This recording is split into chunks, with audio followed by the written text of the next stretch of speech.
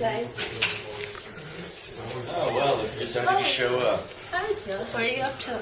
I'm just shopping for my new smartwatch. Wow, this looks amazing. What is it? Like, what's a smartwatch? Smartwatch can pretty much do anything. Link to your it'll link to your smartphone right from your pocket, so you can just check it on your wrist.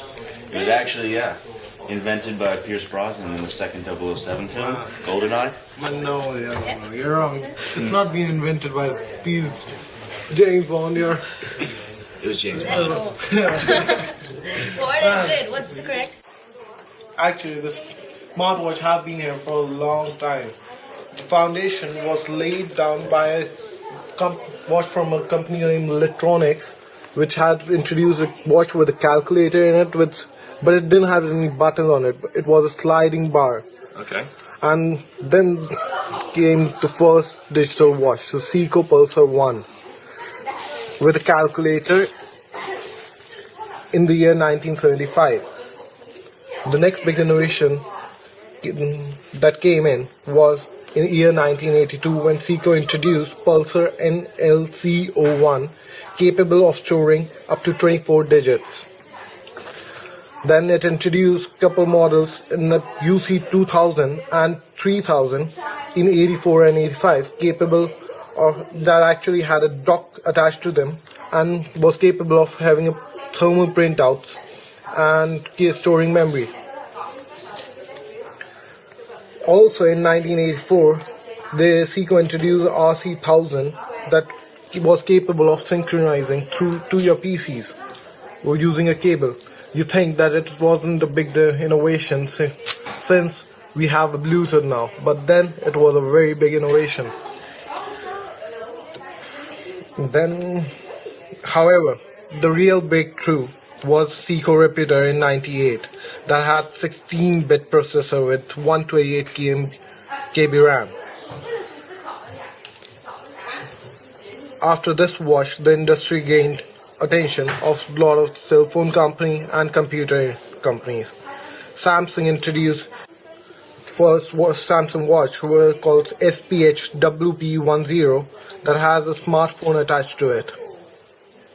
And IBM in 2000 introduced a watchpad with Citizen with a Linux operating system in it.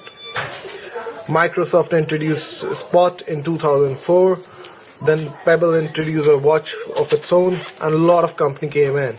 Much before the Samsung had its own gear called Samsung Gear. That's a lot Gear. of choices. It's Yeah. tough for a guy like me to make. Now that sounds like a very innovative product. But for him, what kind of innovation is it? Well, I would say that there are basically two types of innovation. One is radical and the other one is incremental. But Henderson and Clark thought that there should be a more detailed kind of innovation. And so after their investigation, they came out with two dimensions of technological knowledge. One is the knowledge of the components, and the second one is the knowledge of the linkage, which you call as the architectural knowledge. Explaining in terms of our smartwatch, I have divided that into different phases. Like when the smartwatch came up, that was more of a radical innovation, where it changed over from mechanical to digital. These were the kind of watches which we used to use earlier.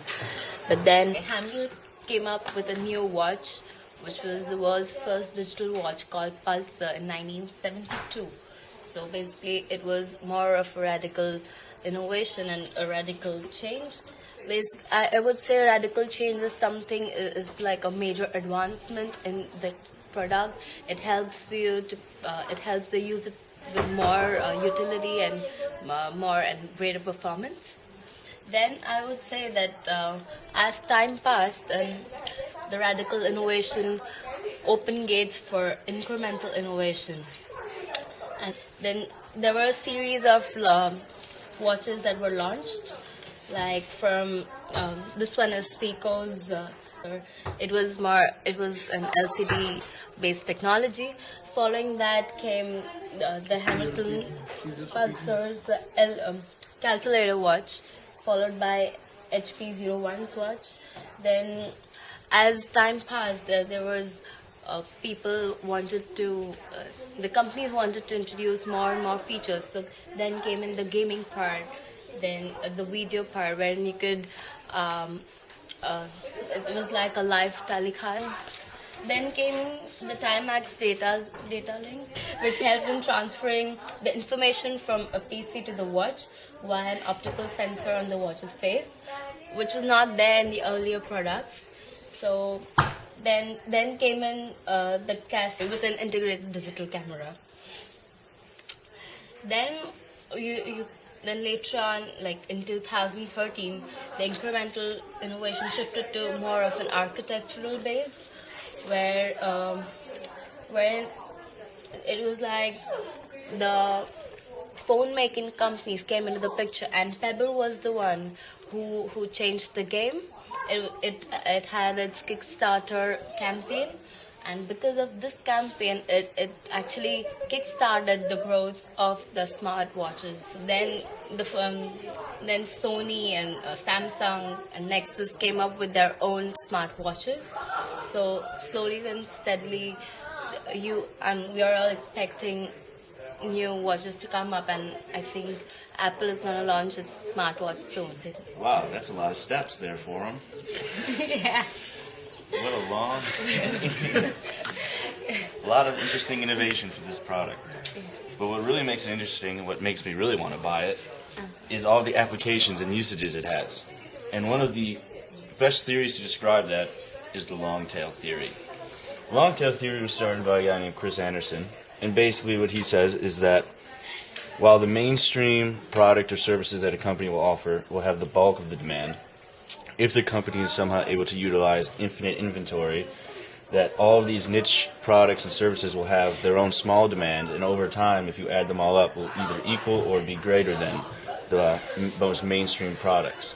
And how this really affects the smartwatches of all the applications linked from the smartphone and to the watch. So if you look at the graph, basically where this is the bulk demand or the bulk apps for the mainstream users is the basic usages like listening to music or changing your music while you're running from your wrist, easily checking big notifications like text messages, emails, phone calls, or breaking news, and of course checking your weather and GPS updated clock, because it is, after all, a watch. But what gets really interesting, and what really conforms to the first rule of long tail, is make everything available. So right now, if you buy a Sony or a Samsung smartwatch, you can have access to over 200 applications. Now, each user only use maybe one or two of those applications, but if you have thousands of users, that creates the long tail, and because they offer so much, everybody can find what they're looking for. What really helps this out is one of the third rule of the long tail is the help me find it. Right now, Google offers a service called the Smartwatch Connect app, which basically helps you find your apps, what you're looking for, based on genres and just basic topics, and it recommends off of other apps that you've downloaded. So this helps extend the long tail and creates a huge demand for the applications and a lot of usages for the smartwatch, which basically make it a great product to have.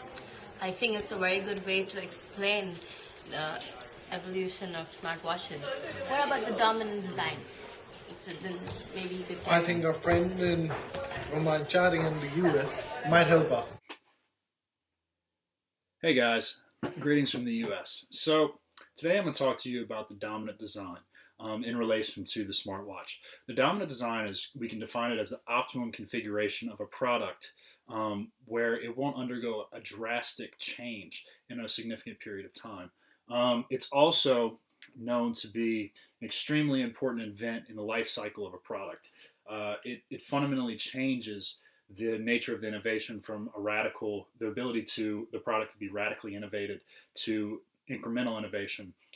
It fundamentally changes the basis of competition, the manufacturing process, the marketing strategies, and organizational design. With a dominant design in relation to the smartwatch, there truly is none yet, because there's so much room for radical innovation in this product. Right now, everybody's focused on just remaking the iPhone to a watch. Applications, emails, phones, and text that those things have been available to us for quite some time. Now, it is an innovation. That way it could be on our wrists, but there's really no change in the technology. There's really no change in our innovation. Especially, and the reason why I say there's no dominant design as of yet is because the rumors that Apple's about to release the iWatch, which will have a blood oxygen monitor, a blood sugar monitor, a heart rate monitor, the ability to tell time because it is a watch again, and the innovations that they're about to try to release to totally change the game would totally destroy any thought or concept of what this is. They're going to change it from just a productivity tool to a fitness tool or a health and lifestyle tool. But anyway, the dominant design has many commercial implications. The focus on competition shifts to market segmentation and lowering the cost. It also, once a dominant design is established, basically the base price is also established. And from there, it goes from a radical innovation to product simplification, making it smaller, making it more efficient. But it also leads to many other things: economies of scale, emergence of standards, what people expect whenever they hear smartwatch, how people use it, how people expect it to work and to function from a software point of view. So, like I said, there's really a lot to be seen from this product. Smartwatch is definitely one of those products that's extremely innovative, and it's really on its way. But as of today, my opinion is that there is no dominant design of this product. But there will be soon. So take my advice and hold off on buying that smartwatch until the dominant design is established, because it's going to be legend. Wait for it. Dairy. Legendary. This is Matthew Conley reporting live from New Orleans, Louisiana, United States of America. That was really interesting, Matt. Thank you. So what you're telling me is that since the beginning, the innovations for this product have just kept changing and kept evolving in increments. Correct, Forum? Yeah, I would say that it was more of, it started with radical innovation, and then it paved road for incremental innovation. Finally, as technology came into the picture, then it shifted over to architectural innovation. So that's what helps make this product so great. And of course, all the applications and usages that we talked about really make it a viable product to buy. And the fact that there's no dominant design is what really makes the choice difficult. You could either go Sony, Pebble, Samsung, and even maybe Apple's coming out with their own smartwatch. Always wait. Yeah. You can always wait for the dominant design, but I kind of want one now. Josh, I just told you to wait. Don't rush it. I bet you Whitney's going to tell you to wait. Maybe you should wait. Wait? Hate to tell you I told you so, buddy. But I told you so. Well, Business Insider said that smartwatches are really not disruptive to technology right now, and so they're just kind of an accessory item that keeps customers loyal to a brand. But you should look out for what they're doing to innovate the product. So currently, most smartwatches, you have to connect to a smartphone. But there's a couple companies that are coming out with smartwatches where you'll just have the phone application on your watch, and so you won't need your smartphone to connect to it at all.